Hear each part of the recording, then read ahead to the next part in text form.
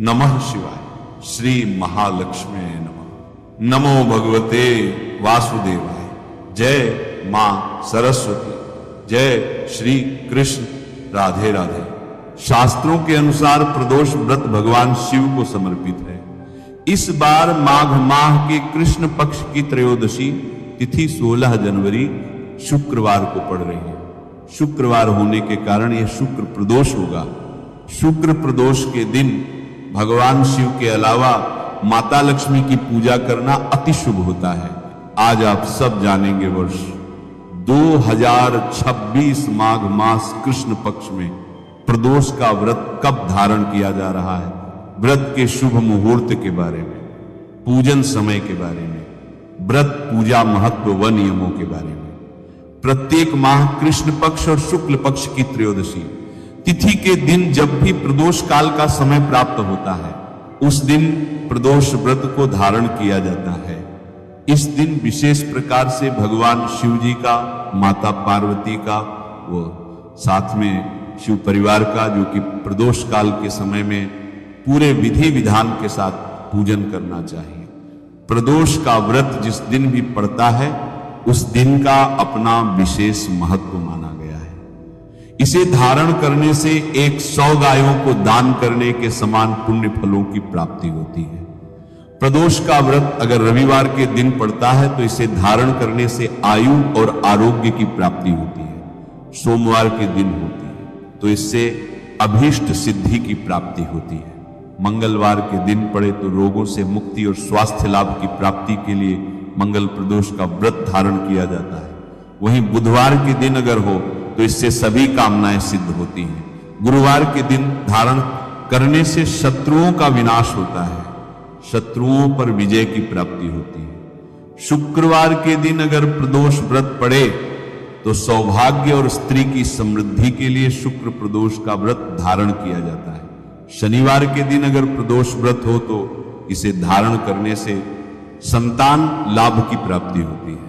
माघ मास कृष्ण पक्ष की त्रयोदशी तिथि प्रारंभ समय 15 जनवरी 2026 दिन गुरुवार रात्रि 8:18 और त्रयोदशी तिथि की जो समाप्ति है वह 16 जनवरी 2026 दिन शुक्रवार रात्रि 10:24 पर त्रयोदशी तिथि की समाप्ति है।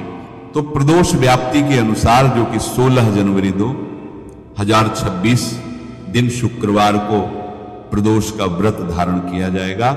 शुक्रवार के दिन इस बार प्रदोष का व्रत पड़ा है। तो शुक्रवार का जब भी प्रदोष व्रत होता है तो ये व्रत जो कि सौभाग्य और स्त्री की समृद्धि के लिए धारण किया जाता है। तो इस बार शुक्रवार के दिन प्रदोष का व्रत पड़ा है। 16 जनवरी को ब्रह्म मुहूर्त का समय सुबह 5:24 से सुबह 6:19 तक होगा।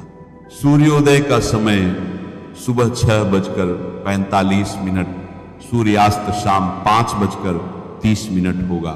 प्रातः काल पूजा का शुभ मुहूर्त सुबह 7:15 से सुबह 8:33 तक होगा। शाम को पूजा का शुभ मुहूर्त जो कि प्रदोष काल के समय में वह समय शाम 4:30 से शाम 6:30 तक होगा। राहु काल का समय 16 जनवरी को सुबह 10:47 से दोपहर 12:07 तक होगा। राहु काल समय के दौरान कोई भी शुभ कार्य या नया कार्य नहीं करना चाहिए, इस बात का ध्यान रखिए। नक्षत्र जो कि मूल होगा अगले दिन सुबह 6:32 तक, योग ध्रुव होगा रात्रि 9:07 तक, उसके बाद व्याघात योग होगा। जो भी प्रदोष का व्रत धारण करते हैं उन्हें चाहिए कि त्रयोदशी तिथि के दिन जब भी प्रदोष काल का समय प्राप्त हो उस दिन प्रातः काल उठ करके स्नान आदि करके शुद्ध वस्त्र धारण करें, भगवान सूर्य नारायण को अर्घ्य प्रदान करें और व्रत का संकल्प लें। इस दिन सुबह और विशेष प्रकार से शाम को प्रदोष काल के समय में भगवान शिव जी का, साथ में शिव परिवार का पूरे विधि विधान के साथ पूजन करना चाहिए।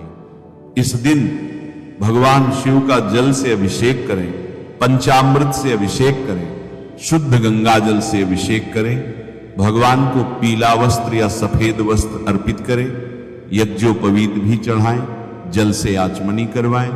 उसके बाद अक्षत चंदन पुष्प भगवान को अर्पित करें, बेलपत्र, भांग, धतूरा, शमी पत्र आदि भगवान को अर्पित करें, तुलसी मंजरी चढ़ाएं, फिर धूप और दीप दिखाएं, अनेक प्रकार का नैवेद्य आदि भगवान को अर्पित करें, जल से आचमनी करवाएं, मुख शुद्धि के लिए पान पत्र, सुपारी, लौंग, इलायची के साथ में भगवान को अर्पित करें, द्रव्य दक्षिणा चढ़ाएं और फिर प्रदोष व्रत का कथा श्रवण करें।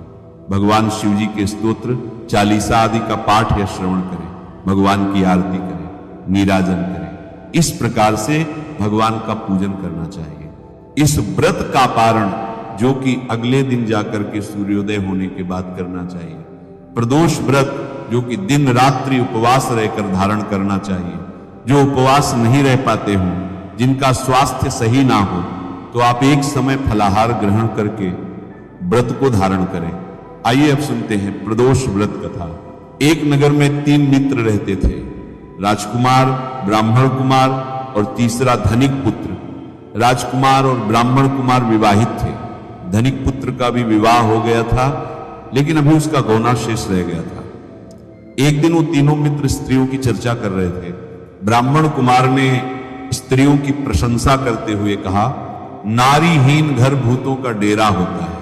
धनिक पुत्र ने जब यह सुना तो तुरंत ही उसने अपनी पत्नी को लाने का निश्चय कर लिया।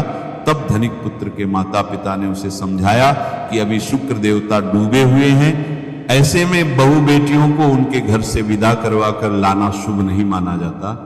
लेकिन धनिक पुत्र ने एक ना सुनी और वह अपनी पत्नी को लेने ससुराल पहुंच गया। उसके ससुराल में भी उसे मनाने की कोशिश की गई, लेकिन वह जिद पर अड़ा रहा और कन्या के माता पिता को उसकी विदाई करनी पड़ी। विदाई के बाद पति पत्नी शहर से निकले ही थे कि बैलगाड़ी का पहिया निकल गया और बैल की टांग टूट गई। दोनों को चोट लग गई, लेकिन फिर भी वो चलते रहे। कुछ दूर जाने पर उनको डाकू मिल गए जो उनका धन लूट कर ले गए। फिर वह दोनों आगे चलते रहे और घर पहुंचे। वहां धनिक पुत्र को सांप ने डस लिया। सांप के डसने पर उसके पिता ने वैद्य को बुलाया तो वैद्य ने कहा कि वह 3 दिन में मर जाएगा। जब उसके दोस्त ब्राह्मण कुमार को यह खबर मिली तो वो धनिक पुत्र के घर पहुंचा और उसके माता पिता को शुक्रवार प्रदोष व्रत करने की सलाह दी और कहा कि इसे पत्नी सहित वापस ससुराल भेज दो। धनिक ने ब्राह्मण कुमार की बात मान ली और ससुराल पहुंच गया, जहां उसकी हालत ठीक होती गई। यानी शुक्र प्रदोष व्रत के महत्व से सभी घोर कष्ट दूर हो गए। तो यह थी शुक्रवार प्रदोष व्रत की कथा। इस दिन इस कथा को अवश्य सुने या सुनाएं तथा कथा की समाप्ति के बाद भगवान शिव जी की आरती करें और प्रसाद वितरण करें और उसके बाद भोजन करें। कहा जाता है कि शुक्रवार को प्रदोष व्रत सौभाग्य और दाम्पत्य जीवन में सुख समृद्धि को भर देता है। यही कारण है कि इस प्रदोष व्रत को काफी खास माना जाता है। शुक्रवार के दिन पड़ने वाले इस प्रदोष व्रत से सुख समृद्धि भी मिलती है। नमः शिवाय। श्री महालक्ष्मी नमः। नमो भगवते वासुदेवाय। जय मां सरस्वती। जय श्री कृष्ण। राधे राधे।